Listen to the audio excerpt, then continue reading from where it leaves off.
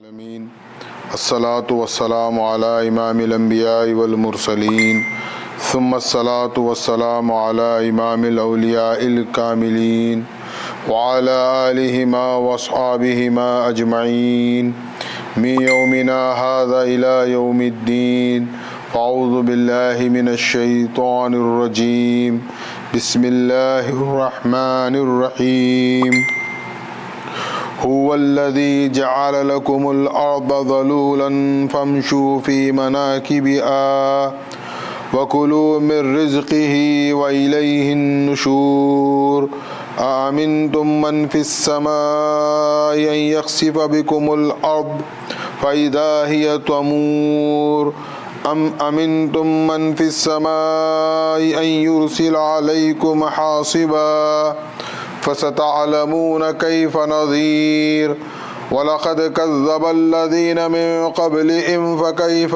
كان نكير أولم يروا إلى الطير فوقهم صافات ويقبضن ما يمسكهن إلا الرحمن إنه بكل شيء بصير أمن هذا الذي هو جند لكم ينصركم من دون الرحمن إن الكافرون إلا في غرور اما بعد سورہ ملک کی جن آیات کی تلاوت کا شرف حاصل کیا گیا ہے یہ دوسرے رکوع کی آیات ہیں۔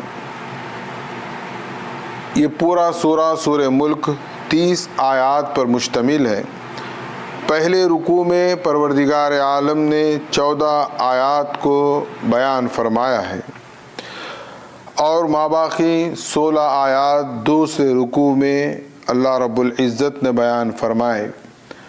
قرآن مجید کے اس سورہ مبارکہ کی ایک خصوصیت اور اس کے اسلوب کی ایک عظمت اس طرح بھی ہمارے سامنے آتی ہے کہ پہلے رکوع میں جہاں ہم نے اس بات کو سماعت کیا کہ اللہ تعالیٰ موت اور حیات کی حکمت اور اس کے عظیم فلسفے کو بیان فرماتا ہے، دوسری طرف اللہ رب العالمین آسمان کی خلقت، آسمان کی رونق اور اس کی عظمت کو بیان کرتا ہے، اور پھر اسی میں پروردگار عالم عذاب اخروی کا بھی تفصیل کے ساتھ ذکر فرماتا ہے۔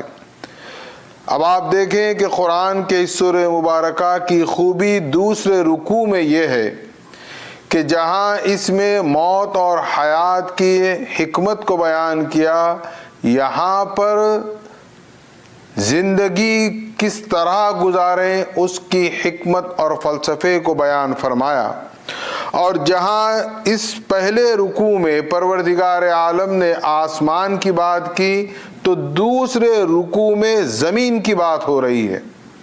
پھر اور ایک بات اس میں یہ ہے کہ عذاب اخروی کا اللہ نے تفصیل کے ساتھ ذکر کیا ہے، اب یہاں پر دنیاوی عذاب کا ذکر اللہ رب العالمین نے تفصیل کے ساتھ کیا ہے۔ دنیاوی جو عذاب ہے، جو اس زمین پر عذاب آتے ہیں، اور وہ عذاب 2 قسم کے ہوتے ہیں، ایک عذاب اکبر اور ایک عذاب ادنا۔ عذاب اکبر اس کو کہا جائے گا کہ جب اللہ کا عذاب آتا ہے تو اس قوم، اس بستی کو پوری طرح نیست و نابود کر دیتی ہے اور نام و نشان مٹا دیتی ہے۔ مثال کے طور پر قوم عاد ہو جائیں یا قوم سمود ہو جائیں یا اخوان اللوط ہو جائیں، یہ وہ اقوام ہیں جن کو اللہ نے صفِ ہستی سے مٹا دیا۔ اب عذاب ادنا وہ ہے کہ کبھی اللہ آسمان سے بارش کو روک کر عذاب میں مبتلا کرتا ہے، کبھی قحط سالی ہو جاتی ہے، کبھی دنیاوی حالات بگڑ جاتے ہیں، زندگی میں تنگی پریشانی آ جاتی ہے، یہ ہے عذاب ادنا۔ اب آپ دیکھیں اسلوب پہلے رکوع کا آسمان کی بات، آسمان پر ہونے والے اخروی عذاب کی بات، لیکن دوسرے رکوع میں اب پوری بات صرف اور صرف زمین کی ہونے والی ہے۔ اب آغاز فرما رہا ہے هو الذی جعل لکم الارض ذلولا فامشوا فی مناکبها وکلوا من رزقه والیہ النشور۔ وہ اللہ وہ جس نے زمین کو ہمارے لیے یعنی انسانوں کے لیے بچھا دیا ہے، اب اس زمین پر ہم چلیں پھریں، فمشو فی مناکبہا، اس کے مونڈوں پر پھریں۔ قرآن مجید کی ایک بلاغت کا ایک انداز یہ بھی ہے کہ جو انسان کا تصور ہے اسی تصور کے مطابق قرآن کلام کرتا ہے۔ اب انسانوں کا یہ تصور تھا زمانے قدیم میں کہ انسان زمین کے کاندھوں پر سوار ہے، لہذا اللہ نے بھی کہا کہ تمہارے لیے زمین کو ہم نے بچھا دیا ہے، اور اس قدر تمہارے لیے زمین ہے کہ تم زمین پر پورے اطمینان سے چلتے ہو، تمہیں گرنے کا خوف نہیں ہوتا، اور بہت ہی اطمینان کے ساتھ تم چلتے ہو اور اپنی زندگی کو گزارتے ہو، جب چاہے جہاں چاہے آپ اپنا راستہ طے کر لیتے ہیں۔ زمین ہمارے لیے مکمل طور پر ہموار ہے، ساکن ہے، ہمارے لیے ساکن ہے، اگرچہ کہ حقیقت میں زمین ساکن نہیں ہے، لیکن زمین کو ہمارے لیے اللہ نے ایک سکون کی جگہ بنا دیا کہ ہم اطمینان سے چلیں، اس میں ہمیں کوئی خوف نہیں ہوتا۔ یہ مثال کو ہم سمجھیں کہ ہم کس طرح زمین پر ہیں۔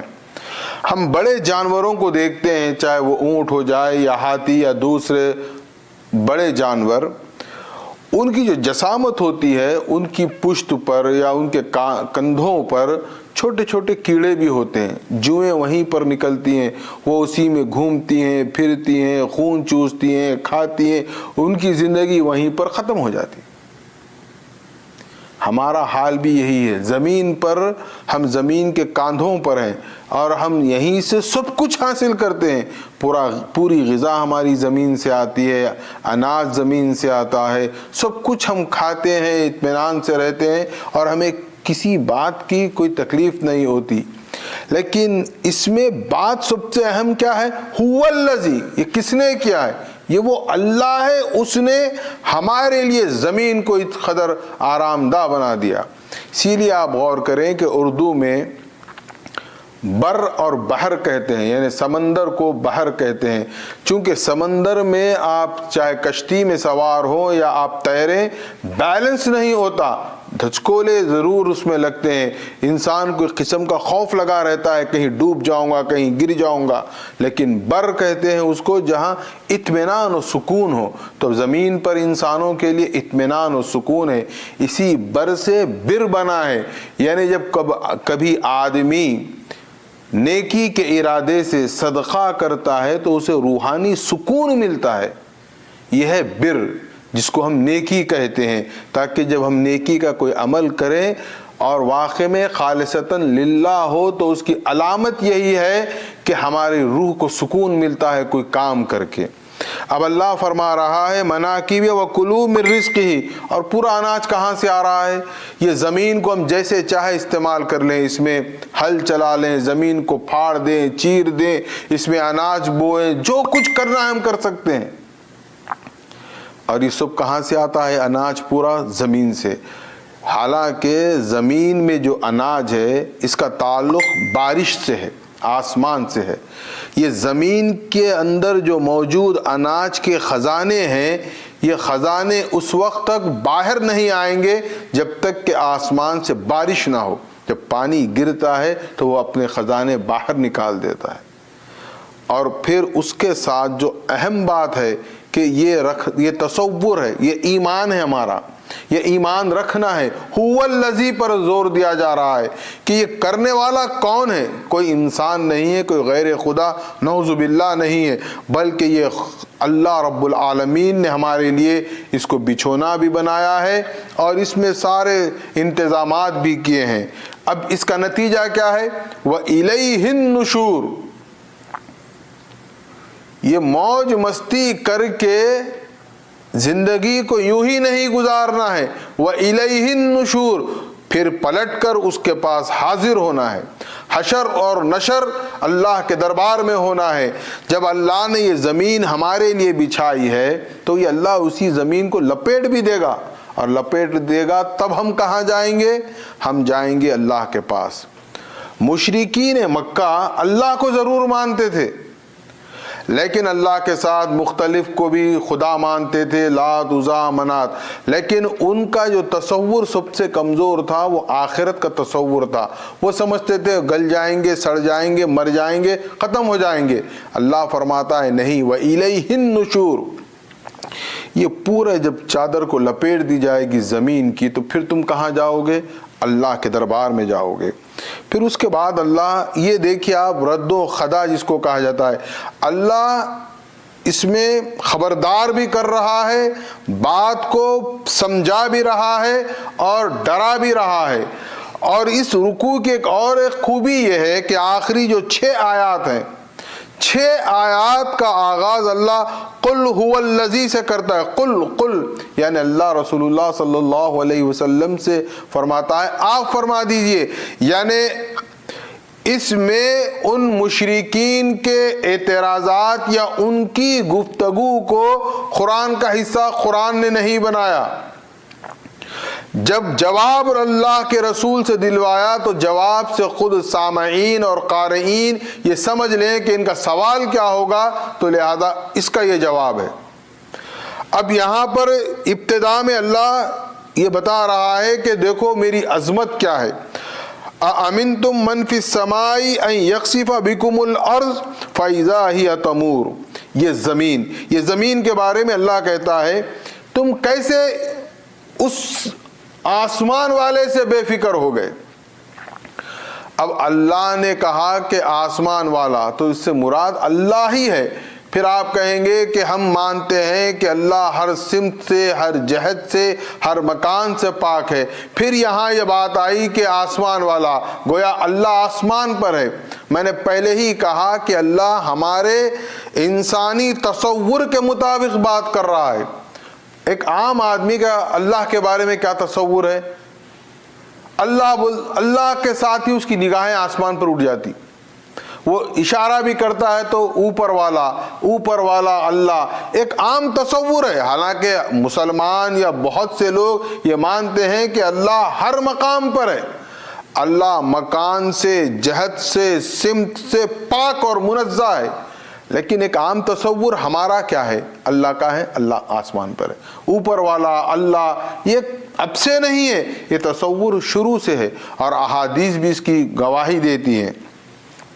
مثال کے طور پر جب حجۃ الوداع کے موقع پر محمد الرسول اللہ صلی اللہ علیہ وسلم نے خطبہ ارشاد فرمانے کے بعد تمام مومنین سے مخاطب ہو کر یہ پوچھا، سوال کیا، حل بلغت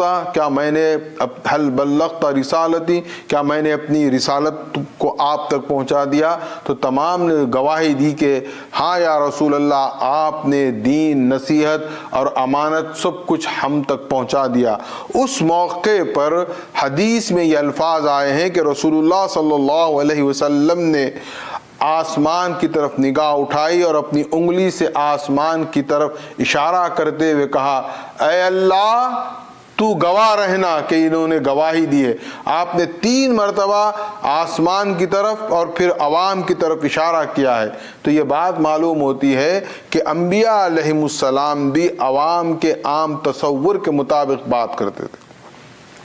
یہاں ایک روایت ہے جس کو امام ابو داؤد نے اپنے صحیح میں درج کیا ہے، جس کے راوی حضرت ابو ہریرہ ہیں، کہ ایک صحابی رسول سے کوئی ایسا گناہ ہو گیا، اس کا کفارہ یہ تھا کہ مومن غلام کی گردن کو آزاد کرانا، یعنی غلام ہو اور وہ صاحب ایمان ہو، اس کو آزاد کرنا، ان کی اس خطا، اس غلطی کا یہ کفارہ بنتا تھا۔ اب انہوں نے کیا کیا، ایک حبشن ان کے پاس لونڈی تھی، غلام تھی، اس کو رسول اللہ صلی اللہ علیہ وسلم کے پاس لے کر آئے اور کہا کہ یا رسول اللہ، کیا میں اس کو آزاد کر دوں گا تو میری غلطی اور میرے گناہ کا کیا کفارہ ادا ہو جائے گا؟ آپ نے کہا کہ اگر یہ مومن ہے تو تمہارا کفارہ ادا ہو جائے گا۔ اب اس کو نہ عربی زبان سے واقفیت، ایک حبشن ہے بالکل جاہل قسم کی، اس کو رسول اللہ نے پوچھا کیا تم اللہ کو مانتی ہو، گواہی دیتی ہو؟ تو اس نے آسمان کی طرف انگلی سے اشارہ کیا۔ پھر رسول اللہ نے پوچھا کہ کیا تو مجھے اللہ کا رسول اور نبی مانتی ہے؟ تو اس نے کہا اس نے اشارہ کیا کہ وہ آسمان کی طرف اور پھر رسول اللہ کی طرف. تو رسول اللہ نے اس کے معنی کیا نکالے کہ یہ ایک اللہ کو مانتی ہے اور یہ اشارے سے کہہ رہی ہے کہ میں اللہ کا رسول ہوں. لہٰذا اس کا امتحان ہو گیا اور آپ نے کہا کہ اگر تم اس کو آزاد کر دو گے تو تمہارے گناہ کا غلطی کا کفارہ بھی ادا ہو جائے گا. تو یہ عام بات تھی اس زمانے میں بھی اور آج بھی کہ اللہ کے تصور کے ساتھ ہماری نگاہیں آسمان پر اٹھ جاتی ہیں یا ہاتھ اٹھتے ہیں یا انگلی سے اشارہ کرتے ہیں. تو اللہ پوچھ رہا ہے کہ کیا تم اس آسمان والے یعنی اللہ سے اس قدر بے فکر ہو گئے ان یخسف بکم الارض، کیا اللہ اس زمین کو، بات زمین کی ہو رہی ہے، کیا اس زمین کو ہلا نہیں دے گا؟ فَإِذَا هِيَ تَمُورُ، اس پر زلزلہ نہیں آئے گا؟ کیا کسی کے پاس کوئی گارنٹی کارڈ ہے؟ آج بھی ہم دیکھیں کہ یہ زمین پر ہم جو اطمینان سے ہیں، ایک دو ذرے سے جھٹکے لگتے ہیں زمین پر زلزلے کے تو دن میں تارے نظر آ جاتے ہیں. اور یہ اللہ وہ بات عذاب کی بیان کر رہا ہے کہ اللہ سے کیا تم اس قدر بے فکر ہو گئے کہ یہ اللہ اس زمین پر گڑے نہیں ڈال دے گا، اس کو چیر نہیں دے گا؟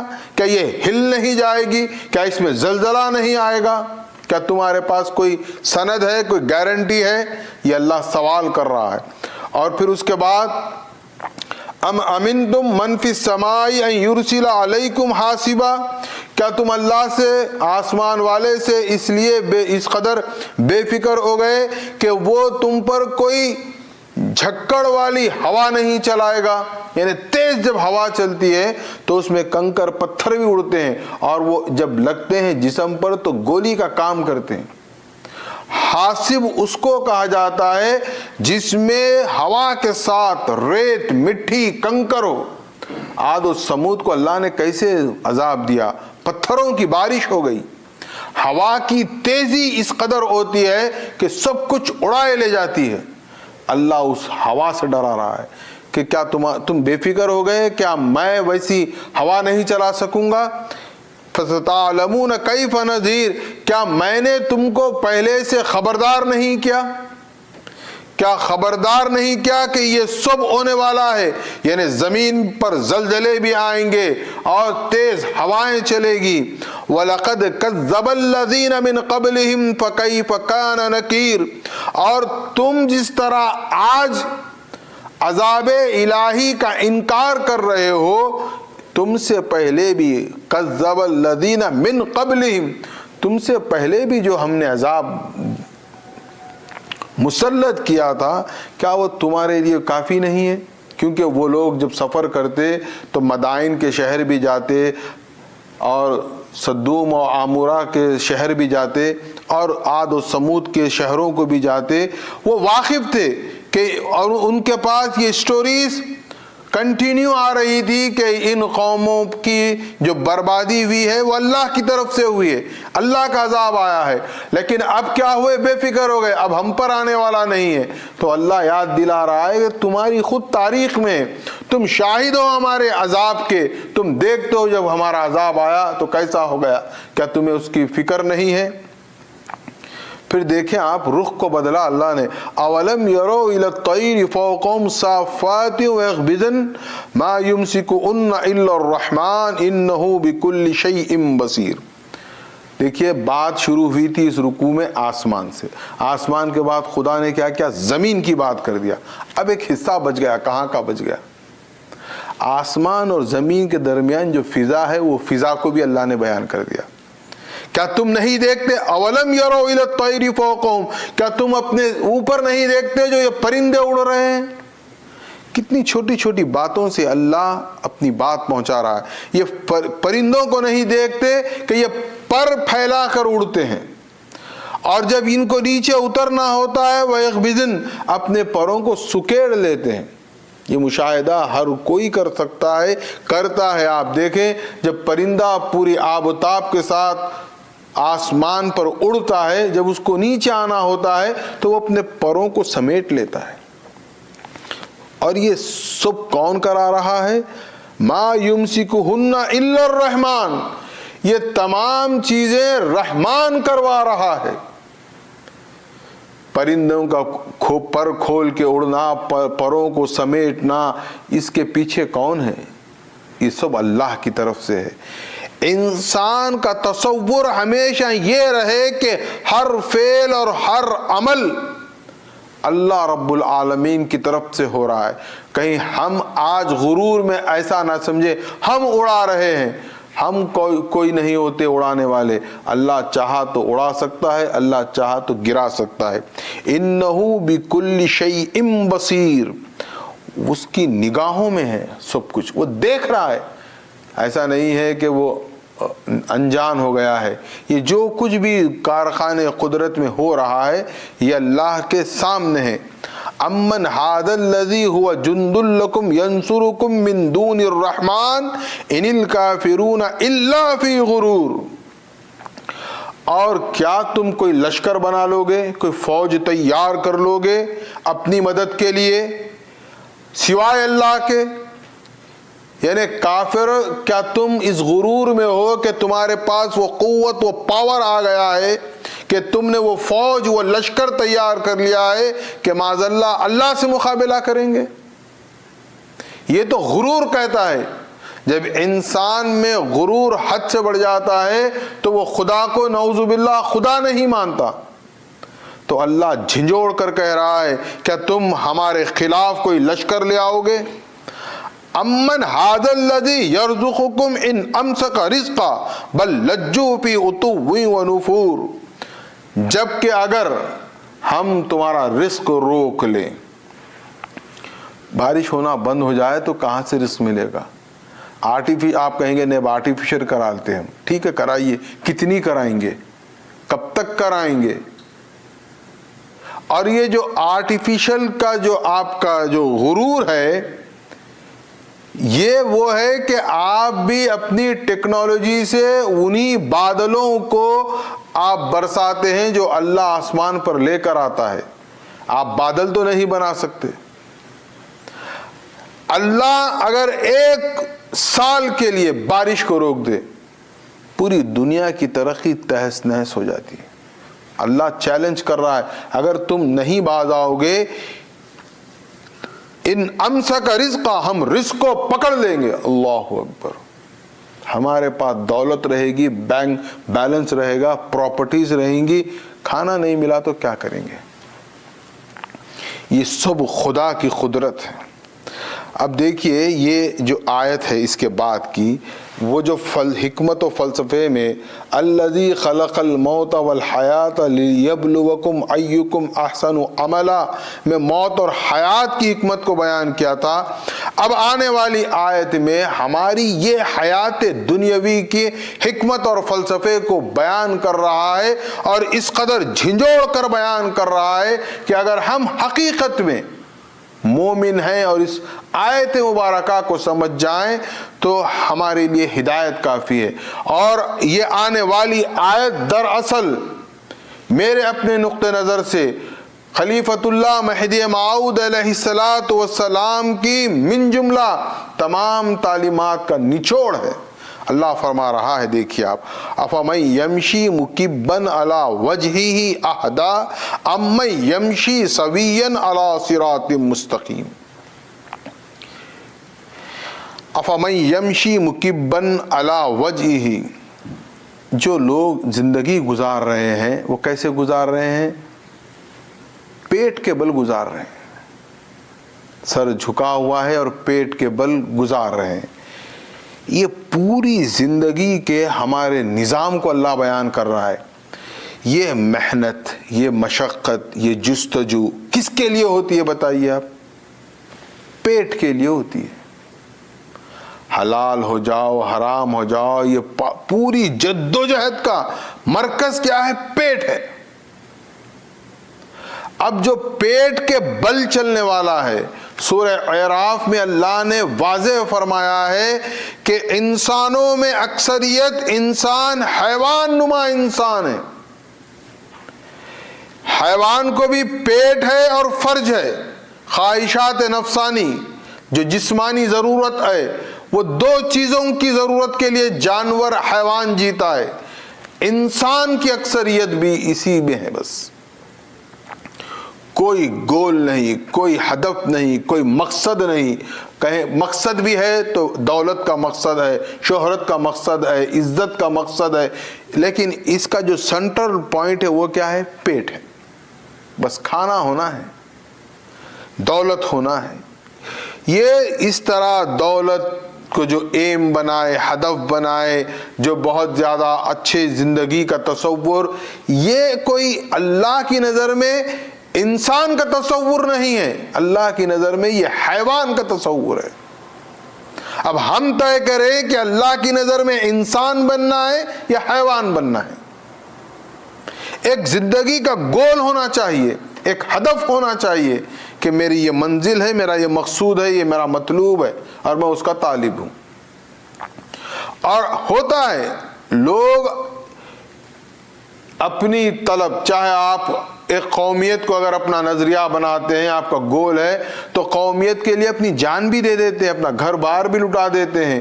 آپ ہزاروں واقعات پڑھیں گے، تاریخ میں آپ دیکھیں گے۔ اب آپ دیکھیں جنگیں ہو رہی ہیں، کیوں ہو رہی ہیں؟ کیوں مر رہے ہیں؟ اپنے ملک کے لیے مر رہے ہیں، یعنی ان کے مشن میں ویژن کیا ہے؟ ان کے ملک کی حفاظت۔ اچھا، انسان جو اس حال میں ہوتا ہے افمن یمشی مکبن علی وجہہ والا جو ہوتا ہے، اس کے نے سب سے بڑی جو اہمیت ہوتی ہے اپنی جان کی حفاظت، اپنی جان کو کیسے بچا لے۔ اور کوئی ہدف نہیں ہوتا، کوئی گول نہیں، کوئی مقصد نہیں، بس کمانا ہے، پیٹ کو پالنا ہے۔ پہلے اکیلے ہوتے ہیں تو ایک پیٹ، بیوی آئی 2 پیٹ، پھر بچے ہوئے 10 پیٹ، سب کے پیٹ ہی پالنا ہے۔ بس کوئی مقصد نہیں ہے، کوئی ویژن ہمارے پاس نہیں ہے جینے کا۔ اور اسی ویژن میں جب اس مسلمان تھے، اس ویژن سے، اس نظریے سے خلیفۃ اللہ مہدی موعود علیہ السلام نے نکالا۔ خدا خود اس کی ہدایت دیتا ہے، قرآن ہے، پڑھ رہے ہیں، سمجھنے سے قاصر ہیں۔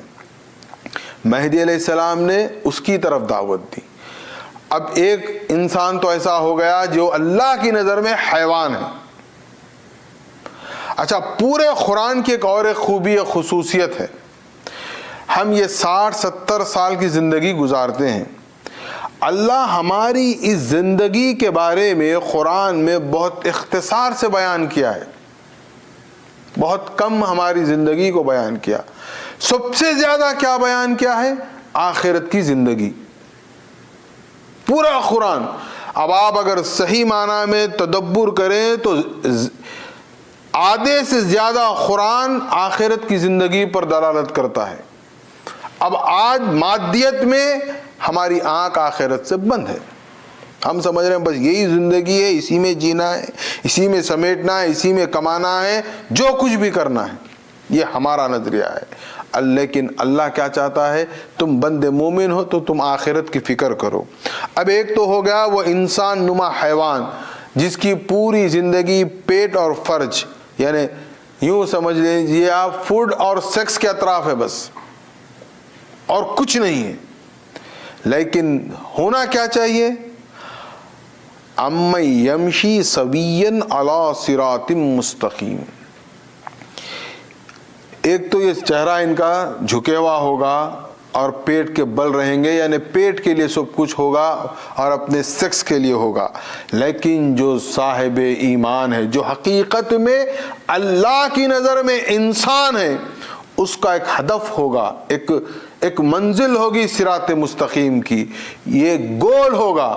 اب آپ دیکھیں مہدی موعود علیہ السلام کا تمام بنی نوع انسانوں پر یہ احسان عظیم ہے کہ ایک ہدف کے ساتھ ہماری تربیت فرمائی ہے، ایک نظام، ایک ہدف دیا، ایک گول ہے ہمارے پاس۔ کیا گول ہے؟ ہر مہدوی کے پاس ہے وہ گول۔ اب ہم صرف عقیدتاً اس گول کو کہہ دیتے ہیں لیکن زندگی میں اس کو اتارتے نہیں۔ کیا گول ہے؟ ہمارے پاس فرائض ولایت میں ہے وہ گول، طلب دیدار خدا۔ آپ دیکھیں مہدی علیہ السلام کے اس فرض جو ہم پر کیا ہے، اس میں کتنی حکمت ہے، غور کریں۔ طلب دیدار خدا فرض کر دیتے اگر مہدی علیہ السلام، تو بتائیے کیا ہم سے ہوتا؟ ہم لاکھ مجاہدہ کر لیتے، ریاضتیں کر لیتے، اذکار کر لیتے، عبادتیں کر لیتے، کچھ بھی کر لیتے، کیا ہم خدا کو دیکھ سکتے ہیں؟ بتائیے آپ۔ خدا اسی وقت دکھتا ہے جب خدا کا اس بندے پر فضل ہوتا ہے۔ خدا بندے کی مرضی سے نہیں دکھتا، خدا اپنی مرضی سے بندے کو دکھتا ہے۔ اسی لیے مہدی علیہ السلام نے کیا کیا؟ دیدار خدا فرض نہیں ہے، طلب دیدار خدا فرض ہے۔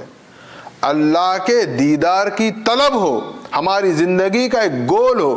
اسی لیے ہماری پوری تاریخ پڑھیں آپ، 500 سالہ تاریخ میں جو مہدویت نکھر کر آتی ہے، آپ دیکھیں مہدوی کسی بھی حال میں رہا ہے، اس کا ایک مقصد رہا، اس کی ایک تڑپ رہی، ایک طلب رہی کہ میں اللہ کو دیکھوں، طلب دیدار کی تڑپ رہی۔ اس کا چونکہ گول طے ہے، اس لیے اس نے کبھی دنیا کی فکر نہیں کی، وہ پیٹ کی طرف، فرض کی طرف زیادہ نہیں گیا، وہ خدا کی طرف دوڑا ہے۔ اور جب تک ہم خدا کو اپنا گول نہیں بنائیں گے، یوں سمجھ لیں ہماری کامیابی ناکام ہے۔ ہم سمجھتے ہیں 5 وقتہ نماز پڑھ رہے ہیں، بہت بڑا کام کر لیے، عمرے پہ عمرہ کر لیے، بڑا کام کر لیے، یہ کچھ نہیں ہے۔ ہمارا گول ہونا ہے، اور اسی گول کو سورہ حج کے آخری رکوع میں بھی اللہ نے بیان فرمایا کہ طالب ہمارا کیسا ہونا ہے۔ اللہ ہمارا طالب ہوگا تو ہماری زندگی کامیاب ہوگی۔ یہ تمام چیزیں ہیں زندگی میں، لنبلوکم میں اللہ آزما رہا ہے۔ اللہ نے پوری دنیا کے خزانے کھول کر رکھ دیے، اب اللہ دیکھ رہا ہے کہ تم دنیا کی طرف جاتے ہو یا خالق دنیا کی طرف آتے ہو۔ مہدی علیہ السلام نے کیا فرمایا؟ یہ دنیا تو ہے، اس میں رہنا ہے، اس میں غرق نہیں ہونا ہے۔ غرق ہو گئے برباد ہو گئے۔ ایک چھوٹی ایک حکایت بول کر میں اپنی بات ختم کر دیتا ہوں۔ آپ دیکھیں، کبھی غور کریں، ہم حیدرآباد میں بہت دیکھتے تھے، یا کبھی موقع ملا تو آپ حیدرآباد کا سفر کریں تو ہندوستان میں آپ کو یہ دیکھنے میں ملے گا۔ یہ جو جلیبی کے آپ دیکھے ہوں گے، کڑھائی کے تیل لگے رہتے، اور ایک شیرینی کا تشت بھی اس کے پاس رہتا، وہ کیا کرتا؟ تلتا، پھر اس میں ڈباتا، پھر نکال کے دیتا۔ آپ غور کریں، وہ جو شیرینی کا تشت ہوتا ہے، یا اس کی آپ کڑھائی کہہ لیں یا برتن جو بھی ہے، آپ کبھی غور کریں اس کے اطراف پورے مکھیاں ہوتے ہیں۔ اچھا، مکھی کتنی ہوشیار ہے، کبھی غور کریں آپ۔ وہ کیا کرتی ہے؟ اس کے کارنر پر، کنارے پر بیٹھتی ہے، بیٹھ کر کیا کرتی ہے؟ جتنی اس کو شیرینی مٹھاس کی ضرورت ہے اتنی لیتی ہے اور اڑ جاتی ہے۔ اچھا، اس میں بھی اگر کوئی حماقت والی مکھی ہے اور وہ اس تشت کے بیچ میں ڈائف مار کے پوری لینے کی کوشش کرتی ہے، کیا ہوتا ہے؟ وہ ڈوب جاتی ہے اس میں اور مر جاتی ہے۔ یہ ہم دیکھتے ہیں۔ یہی حال ہمارے لیے بھی ہے۔ یہ دنیا ہمارے لیے شیرینی ہے، سب سجی ہوئی ہمارے لیے۔ ہمارا کام ہے جتنی ضرورت ہے کارنر پر رہ کر اتنی استعمال کر لیں۔ ہرس میں ڈوبیں گے اندر تو بات ختم۔ اور مہدی علیہ السلام نے یہی فرمایا، ہمارے پاس جو ترک دنیا ہے، نعوذ باللہ، وہ روحانیت نہیں ہے۔ ہم سمجھتے ہیں کہ ترک دنیا یعنی روحانیت، نہیں، ترک دنیا بھی یہی ہے کہ آپ دنیا میں رہیں لیکن ایک مقصد، ایک گول کے ساتھ رہیں۔ کیا گول ہونا ہے اس کو بھی کلیئر کر دیا۔ ایسا نہیں ہے کہ نئے سرے سے ہم کو جدوجہد کرنا ہے۔ آسان سا گول ہے کہنے میں، طلب دیدار خدا۔ اب دیکھنا ہے جب خدا ہمارا محبوب ہے تو اب وہ محبوب کی رضا کے لیے ہم کیا کیا قربان کرتے ہیں۔ وہ قربانیاں کاؤنٹیبل ہے۔ ایسا نہیں کہ بس ایک روٹین ہے، نماز پڑھنا ہے پڑھ لیے، عمرہ کرنا ہے کر لیے، حج کر لیے، یہ روٹین نہیں۔ اب آپ آخری اہم بات، ہم ایک بات اور مانتے ہیں اور کہتے ہیں کہ مہدی علیہ السلام نے رسم و عادت و بدعت کو مٹایا، ٹھیک ہے۔ اب آپ بدعت تو سمجھ جائیں گے، پوری دنیا میں اتنا چرچا ہے بدعت کا، خیر اب موقع نہیں ہے کہ بدعت کی تعریف کروں، خیر بدعت معلوم ہے۔ میرا سوال ہے، رسم کس کو کہتے ہیں؟ علیہ السلام آئے، رسم و عادت و بدعت کو مٹائے۔ عادت اور رسم، یہ رسم کیا ہے؟ چلیے عادت بھی ہم سمجھ جائیں گے کہ جو عادت ہے ہماری وہ عادت نہیں۔ رسم کیا ہے؟ یہ رسم وہ ہے یہ جو روٹین کے طور پر کرتے ہیں ہم۔ ایک تسبیح پکڑ لی ہے، سبحان اللہ تسبیح پہ ہم پڑھ رہے ہیں، یہ تسبیح چل رہی ادھر جو ہے غیبت بھی ہو رہی، ادھر بات چیت بھی ہو رہی، ادھر دنیا داری بھی ہو رہی، سب کچھ ہو رہی، سبحان اللہ بھی چل رہا۔ نماز بھی پڑھ رہے ہیں، دماغ پوری سیر تفریح کر رہا ہے، پڑھنا ہے، نماز پڑھ رہے ہیں، یہ رسم ہے۔ عبادت ہے لیکن عبادت کیا ہو گئی؟ رسم ہو گئی۔ مہدی علیہ السلام نے کہا کہ یہ عبادت کو رسم مت بناؤ، عبادت کو عبادت بناؤ۔ عبادت اس لیے عبادت کرو کہ مولا ہم سے راضی ہو جائے۔ یہ کوئی ہم پر زبردستی نہیں ہے کہ نہیں بس کرنا ہے، کرنا تو ضرور ہے لیکن خشوع اور خضوع کے ساتھ کرنا ہے۔ یہ رسم عادت و بدعت کو مہدی علیہ السلام نے مٹایا اور ایک گول دیا ہماری زندگی کا۔ ہم اس کو گول کو استعمال کریں۔ ہم کہتے ہیں کرتے نہیں ہیں، اور یقین مانیے میں مانتا ہوں میں بھی آپ ہی کی طرح ہوں، میں کوئی الگ سے نہیں ہوں۔ ایک دم کوئی چیز ہم نہیں کر سکتے۔ ہم کیا کریں؟ آہستہ آہستہ ایک چیز، چھوٹی چھوٹی چیز کو کوشش کریں ختم کرنے کی۔ جب آپ کوشش شروع کریں گے اور خدا خود مدد کرے گا کہ چلو یہ تھا میرے میں غلطی، میں نے اس کو ختم کیے، تو دوسری کی طرف جب میں جاؤں گا تو اللہ مدد کرتا ہے۔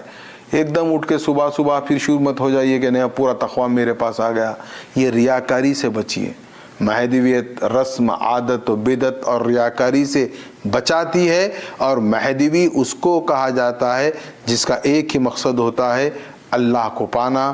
اللہ ہمیں زندگی کا وہ موقع عنایت کرے، ہم پر فضل فرمائے کہ ہم یہ حیوانی زندگی سے بالا تر ہو کر اللہ کے محبوب بندے بننے کی کوشش کریں۔ اور اللہ خود تعریف بھی کیا ہے سورہ بقرہ میں، والذین آمنوا اشد حبا للہ، کہ اللہ سے جو شدت سے محبت کرتے ہیں اللہ ان سے محبت کرتا ہے۔ اور یہ ہماری قوم اللہ کی محبوب قوم ہے۔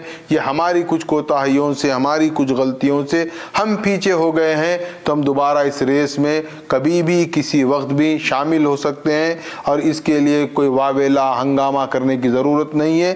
میں میرا محاسبہ کرتا ہوں، آپ اپنا محاسبہ کریں، اور ہمارے لیے سب سے بڑا ہمارا جو مفتی ہے وہ ہمارے دل میں ہمارا ضمیر ہے، وہ ہم کو فتویٰ دے گا کہ ہم یہ صحیح کر رہے ہیں یا غلط کر رہے ہیں۔ پھر ہمارے اسلاف کی حیات ہمارے سامنے ہے، ہم اپنے بزرگوں کی تقلید کرتے ہوئے زندگی گزاریں۔ وآخر دعوانا ان الحمد للہ رب العالمین۔